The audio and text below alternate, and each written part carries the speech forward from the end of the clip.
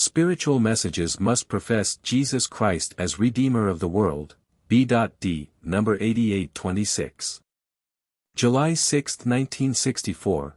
Believe me that I will not let you live in error if only you are willing to accept the pure truth.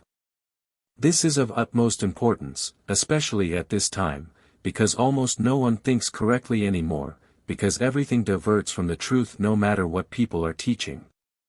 And even if you can only impart my spiritual knowledge to a few, it will shine like a light in a dark night, and people who are addressed by me directly or through messengers will feel happy in its radiance. And thus few people live in this pure truth, and they will also believe you. They will know that it could only have been received through the working of the Spirit, that a direct connection exists from me to you, and that they can fully endorse the results. But contacts also exist to the spiritual world which you should regard with caution. The human beings resolved to investigate supernatural things can easily put people at risk of receiving information from this supernatural world which will no longer enable them to make a distinction between truth and error. And time and again I say to you, if you are not educated by my Spirit, which will guide you into truth, then don't believe every spirit who speaks to you. I indicated to you in the book of books that I will reveal myself to you. I told you that you all have to be educated by God, who will then guarantee you the purest truth. But where is it written that I will choose different paths in order to convey the pure truth to you?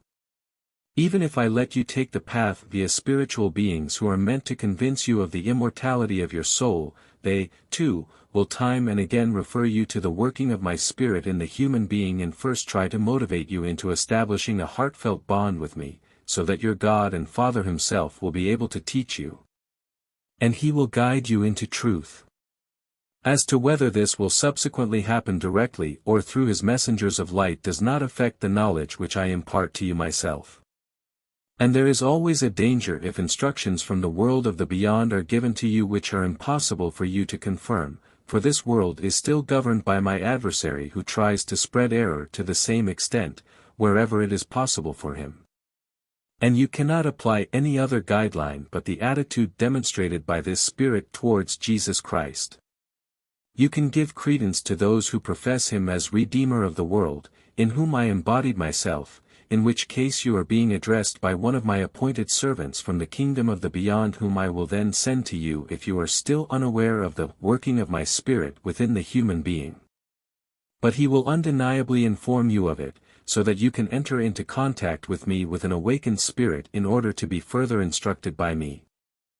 If such a circle has therefore come together with the sincere desire for truth, then people will also be taught by guides from the beyond, yet first of all they will be presented with Jesus Christ's act of salvation. He Himself will be described as God of eternity, and then you will also recognize this Spirit as a bearer of truth and comply with its instruction to consciously establish contact with me.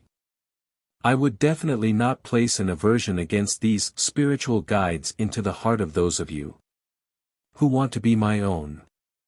If they worked in accordance with my will too, if they did not spread error. There is such intense counteractivity apparent, but it will only ever affect those who do not harbor the strong desire for truth in them, who are content with a communication from the spiritual world but who do not think of the one who accomplished the salvation sacrifice on your behalf, and they therefore can also be misled. If only all of you would believe in Him, in His crucifixion and my human manifestation in Him, then your thinking would be enlightened and nothing wrong would be able to come to you from the beyond.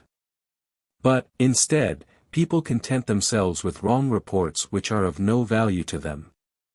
What I ask of people consists of just a few words: love for me and for their neighbor.